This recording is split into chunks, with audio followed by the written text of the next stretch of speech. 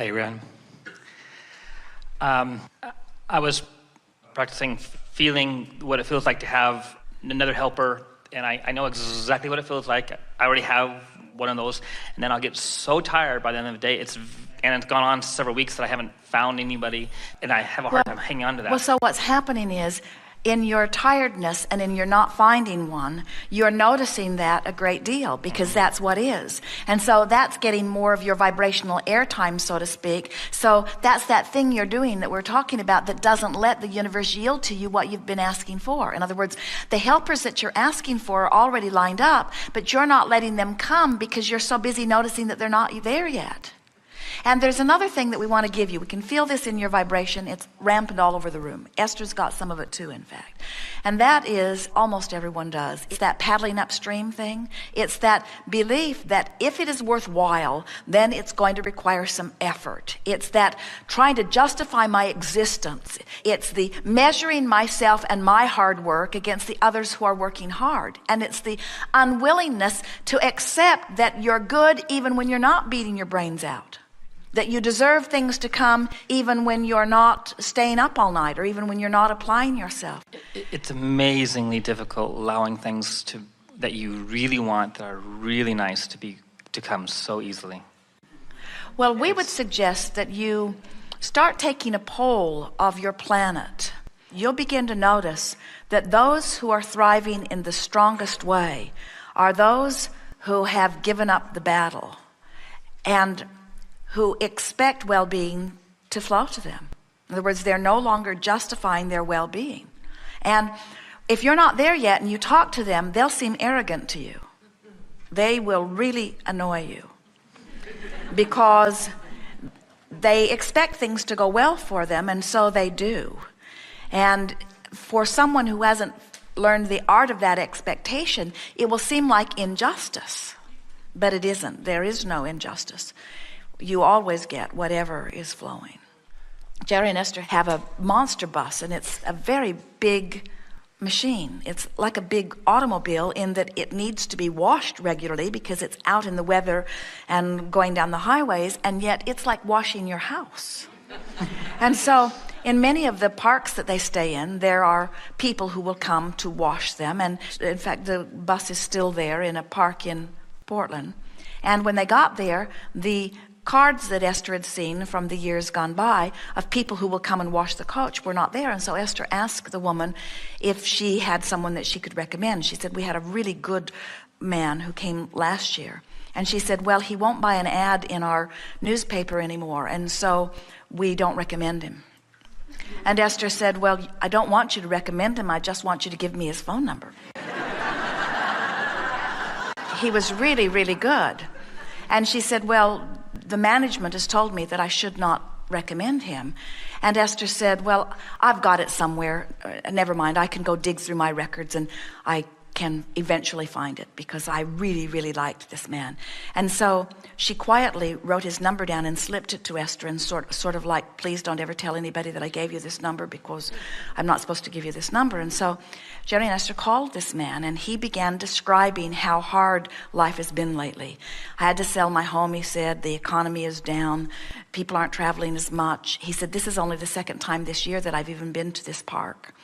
He said, things have been really hard for me. And Esther said, well, you know, if you would buy an ad in that newspaper, they would start recommending you again. And he went on to explain how that was unfair, that he shouldn't have to do that, and that he didn't want to do that. And then he did a magnificent job of washing and polishing Jerry and Esther's bus. And Jerry and Esther were busy doing their things as this man and his wife were diligently working on their bus and their car and their tires. They spent almost the whole day there.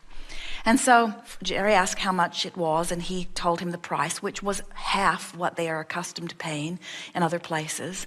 And then Jerry and Esther got to talking, and Esther said, why don't we give him the $300 so that he can buy the ad? And Jerry said, that's a really good idea. And so Jerry made a list of all of the reasons why he is a spectacular service and why they wanted him back. They wanted to help him to understand all of this. And so he came back, and Jerry offered him the money, and he did not want to take it. Oh, no, I cannot do that. And Jerry said, Well, I'm not giving the money to you. I am applying the money to an experiment. Let's just see how it works. And when we come back next year, you can let us know whether the $300 paid off or not. And so the man reluctantly took it and did take the money to the office and placed the ad. And Jerry and Esther have been at the park now for about 8 days. And that man has washed many, many coaches. In other words, every time they look out their window, he's over there, he's over there, he's over there, he's over there, he's over there, he's over there. He has a spring in his step. In other words, now, what we're getting at here is that in his determination to acknowledge what was not working, he had a vibration so activated within him, but not so much that someone could not reach out to him. In other words, Esther had to find him, and it wasn't really easy for her to find him, but he had been good enough, and his vibration was enough still in harmony with that, that with some effort, even with all of his resistance, Esther was still able to find him. And Jerry and Esther, in finding him, were able to focus upon his desire enough that they reactivated within him. In other words, it wasn't only the money that bought the ad, which caused the woman to then begin referring him again. It was that Jerry and Esther had, in their attention to his value, had restored his own expectation within him. And so these referrals were not coming from the office. These referrals were coming because he broke loose. In other words, the other people that were there in the park, now they're noticing him. Now they're lining up with him. Now they're seeing him as his car goes by. Now he is a vibrational match to his own desire, where for months he has not been a vibrational match to his desire. And so in the same way that with a little bit of effort and caring, Jerry and Esther were able to focus strongly. Jerry spent a couple of hours on the process. The two of them talked about it. They began envisioning, and then Jerry had a very nice conversation with the man. In other words, they helped him to activate his vibration. We're just encouraging you to be self-sufficient in the activating of your vibration. In other words, most of you are like a two-headed monster. And one head saying, I can't, and the other one saying, I want to, and the other one saying, no, I can't, and the other one saying, I want to. And one saying, but it's hard, and the other one saying, no, it isn't, it's easy. And the other one saying, but I need to justify my existence through my hard work and effort. And the other one saying, there is no hard work and effort that is required. It's just point both heads in this direction.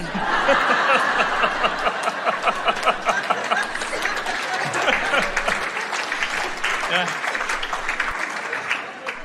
And you do it from where you are. Now, here's the thing that we really want you to hear. We've already said this, but we so want to emphasize this. So let's say you want to be over here in ease and flow and joy, and right now you're over here in overwhelmment and struggle and hardship just a little bit. And we're exaggerating that, but based upon the words and vibration that you're offering, it's not far from accurate. And you want to be over there, but here you are over here. And what we want you to feel viscerally is the difference between being over here pointed that way and being over here pointed that way. Because in the moment that you stop pointing that way, which is the beating of the drum of what's not working, or how hard it is, or how tired you are, and you just say, I am where I am, and look where I am, and it's getting better, and I'm doing fine. And as you release that resistance, the stream turns you. And in the moment that you get turned with the flow, you feel palpable relief. Mm-hmm. So our point is, friends, we want you to get over here where you want to be. Although we have to say, get over here and it moves, get over here it moves, get over here it moves, get it. Yes. You had a picture of this? In other words, it's going to keep moving. So we want you to get within the vicinity of what you're wanting. We want that. But what we really want is for you to get turned in the direction of this, because once you get turned in the direction of it, then it doesn't matter so much. Your proximity to where you want to be becomes less important, because now you're flowing. And the more you flow, the faster you flow, and the faster you flow, the more fun you have, and the more fun you have, the more ideas you have. The more ideas you have, the more you ask for, the more you ask for, the more the energy flows, the more the energy flows, the more you have to tend to your vibration. In other words, you've got a wallop and stream going. You better get pointed in the right direction, or it will make you tired. What makes you tired is not flowing with the flow. What makes you tired is resistance. Haven't you felt the difference between getting up and doing something you really wanted to do all day? You expended far more energy, far more attention, and you weren't tired because there was no resistance within you. And have you felt how when you have to do something that you don't really want to do, you can hardly drag your body out of bed? It's not about physical energy, it's about vibrational energy. It's about resistance. It's about flowing or resisting. That's what it is all about, you see. So words like it's getting better, words like I'm figuring it out, words like look how far I've come, look how well I'm doing, look how much I know. So we watch you. You're bored, you ask for more. You get things moving too fast, you ask for it to slow a little bit, or you ask for more help, or you ask for a better idea. You just never stop asking for the improvement from wherever you are. And the universe never stops yielding the answer. The first thing we would do if we were standing in your physical shoes is we would write on our things to do today list, I'm going to do nothing. I'm going to do nothing other than revive and refresh. Now, what does that mean? Find a good place to eat, find a good place to sleep, find fun people to visit with. Oh, here you are. I'm going to refresh myself. In other words, the first order of business would be, I'm going to do my best to get myself tuned in, tapped in, turned on to who I really am. And then from that aligned position, I'll do anything I feel like doing. But if you're tired, we would not try to move forward in action, because bucking that current just causes you to gain an attitude that is counterproductive. First and foremost, line up. And then we won't be having this conversation, because when you're in alignment, you don't say, how can I stop doing so much? You say, what more, what more, what more, what more, what more? Because you are your complete expansive self, you see. And everywhere you turn, people coming saying, I can help you with this, I can help you with this, I can help you with this. We watched Esther not too long ago. Somebody said, let me get that door for you. And you know what she said? Do you know what she said? I've got it. I can open my own door, holding this very big package in my arms and trying to drag my purse and my suitcase behind me. I can take care of myself. I was born to struggle and to prove my worthiness through my hard work and effort, and I don't need anybody to do something for me. And we say, let them open the damn door. Let them open the door and let them do what they want to do. Let them dovetail with you. In other words, don't try to justify your existence through your hard work. Let them all play with you. Let them all play with you in whatever way they want to. While you just focus upon the play. You just focus upon the fun. You just focus upon the success. You just focus upon the dream. You just focus on the expansion. You just focus upon the joy. You just focus upon who you are, you see. And everything else will fall into place. Everything else will fall into place. And keep falling into place, keep falling into place, keep falling into place, keep falling into place, keep falling into place. And then people will say, how do you do that? You seem to do so much with so much ease. And you say, oh, it wasn't all ease, but ease is my quest. I try to find the thoughts that are the easiest. So I'm hating, oh, not so easy. I'm loving, quite easy. I'm focused upon not enough money, not easy. I'm imagining more money, oh, so much easy. I'm not liking myself, hard. I'm trying to like myself, easier. I'm afraid I'll fail, oh, what a hard thought.